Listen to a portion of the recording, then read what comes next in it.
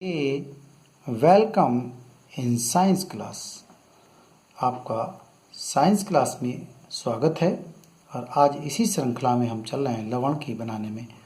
वो आज बताएंगे आपको विरंजक चूर्ण। इससे पहले हमने सोडियम क्लोराइड, नमक, सोडियम हाइड्रोजन कार्बोनेट, ये खाने का सोडा, पहले नमक खाया, फिर खाने के सोडे से पचाया, और फिर इससे पकौड़े बनाए, फिर इससे धुलाई करी। ठीक। अब इसके बाद प्लास्टर ऑफ पेरिस, इसको चमकाया है। अब फिर करते हैं विरंजक चूर्ण का इस्तेमाल। विरंजक चूर्ण से भी हम कपड़े पर दाग धब्बे लग जाते हैं, उसको छुटाने की कोशिश करते हैं। ठीक है। और इसको बोलते हैं ब्लीचिंग पाउडर या कैल्शियम ऑक्सीक्लोराइड CaOCl2। और इसका इस्तेमाल ब्लीच समझ गए होंगे आप सभी लोग, ब्लीच क्या होता है। ठीक है। तो आज हम इसी का अध्ययन करते हैं, इसके विषय में जानकारी करते हैं। देखिए आगे, देखिए इसके कलर से मैंने दिया है कलर, आपको अंदाज लग रहा होगा। कैल्शियम ऑक्सीक्लोराइड CaOCl2, इसको बोलते हैं, साधारण नाम जो दिए हैं इसके, कॉमन नेम है इसके, विरंजक चूर्ण या ब्लीचिंग पाउडर। इसका इस्तेमाल अधिकतर जो करते हैं वो रंग को साफ करने में हैं, और जो चीनी उद्योग में, कपड़े के उद्योग में, कागज उद्योग में, इस तरह से बहुत सारी चीज़ों में किया जाता है। धीरे धीरे हम सीख रहे हैं, अभी बताएंगे क्या है इसका निर्माण की विधि, क्या है, किस तरह से ये तैयार होता है। आपको लग ही गया होगा, देखो कैल्शियम है, ये ऑक्सीजन है, ये क्लोरीन है, कहीं यहीं से मिलेगा।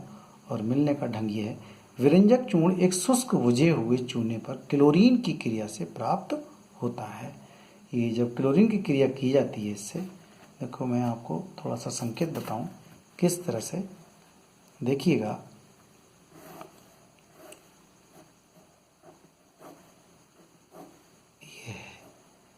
ये है जन विधि बता रहा हूँ मैं आपको एक इसकी। देखिए मैंने थोड़ा संकेत के तौर पर आपको बनाया है ये चित्र। ये चित्र आपके यहाँ किताब बुक में नहीं है, मतलब NCERT आपके सिलेबस में ये चित्र नहीं है। ये तो सिर्फ आपके लिए थोड़ी जानकारी, अगली कक्षाओं में आप सीखेंगे।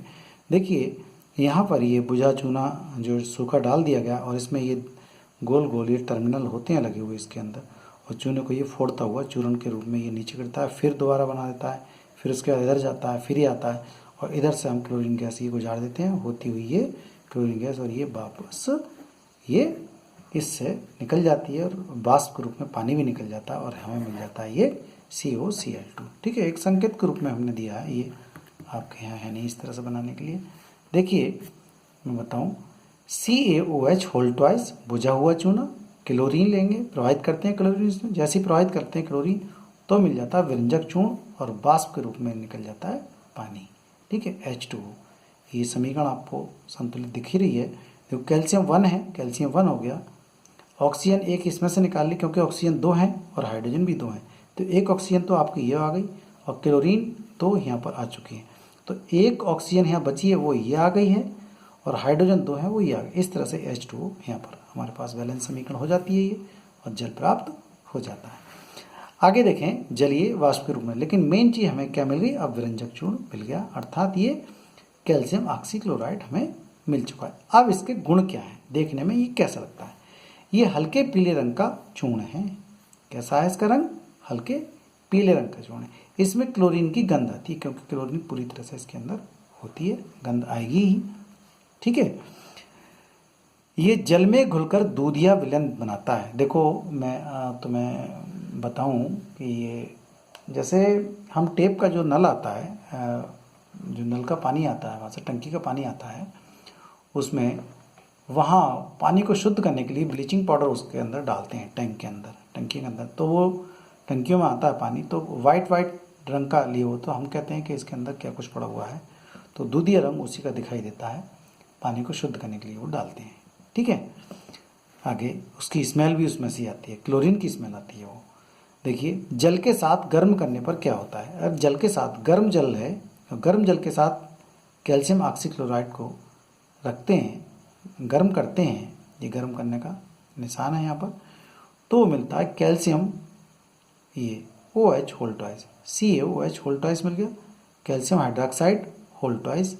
तो ये फिर वही चीज़ मिल गई हमें, बुझा चूना और क्लोरीन प्राप्त हो जाती है। लेकिन शर्त उसकी यही है कि गर्म जल है, अर्थात इसको हम गर्म करने पर ही प्राप्त होता है, ठंडे जल में प्राप्त नहीं होगा। ओके, अब आता है बहुत ज़्यादा इम्पोर्टेंट है ये पॉइंट जो है इसका बहुत ज़्यादा इम्पोर्टेंट है, ये वाला विरंजक क्रिया बहुत बार पूछा जाता है बोर्ड में, ध्यान रखिएगा।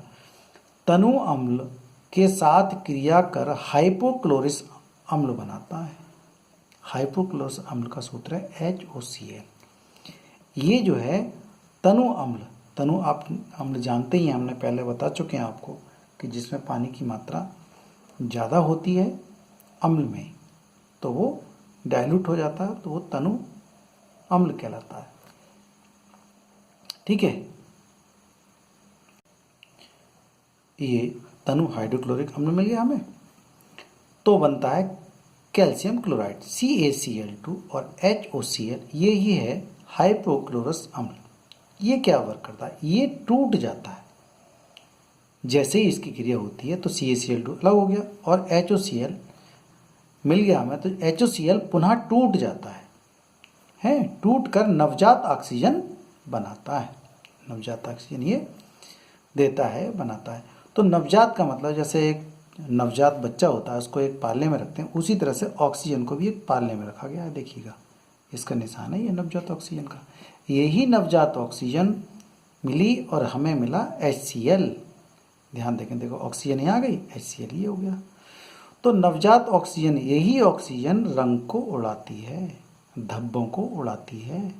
साफ कपड़ों पे यदि धब्बे लग जाते हैं तो जाता है वो वॉशिंग करने, जब वॉशिंग करना जाता है तो वो लोग यही मिलाते हैं इसमें, ठीक है, और वो विरंजक हो जाता है, उसका रंग उड़ जाता है का कार्य करते हैं। अर्थात जो रंगीन हमारे पास पदार्थ है, जो रंग के धब्बे लग गए थे, वो ये नवजात ऑक्सीजन मिल के उसके साथ रंगहीन कर देती है, उसका रंग उड़ा देती है, इसलिए उसको रंगहीन कहा गया है।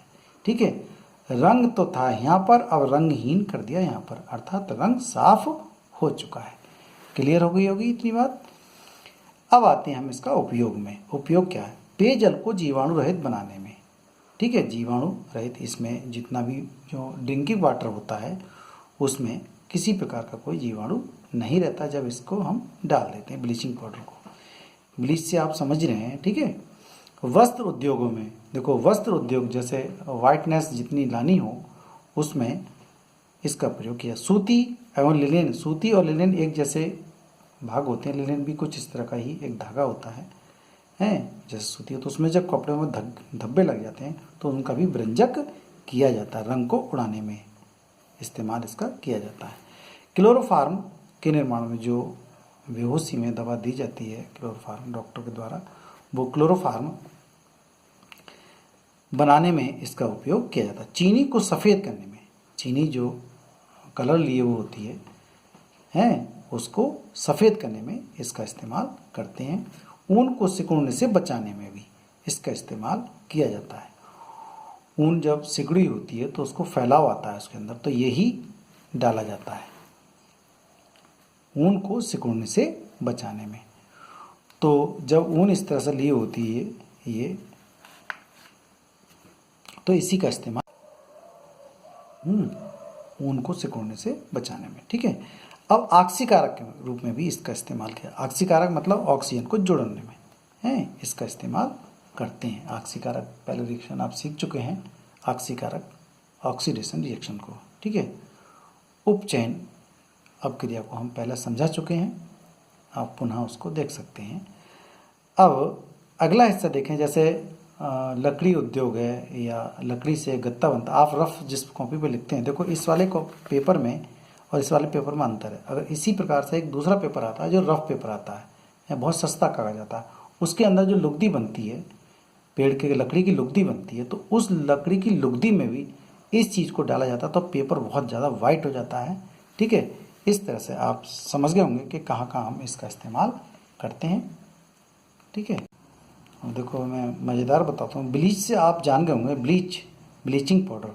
आप देखते हैं लोग अपने अपने चेहरे पर ब्लीच करवाते हैं, तो जो लेयर जम जाती है उनके चेहरे पर, इस CaCl2 को मिलाने से ऐसा है, उसके अंदर जो कॉस्मेटिक चीज़ें होती है उसके अंदर हल्का सा मिला होता है।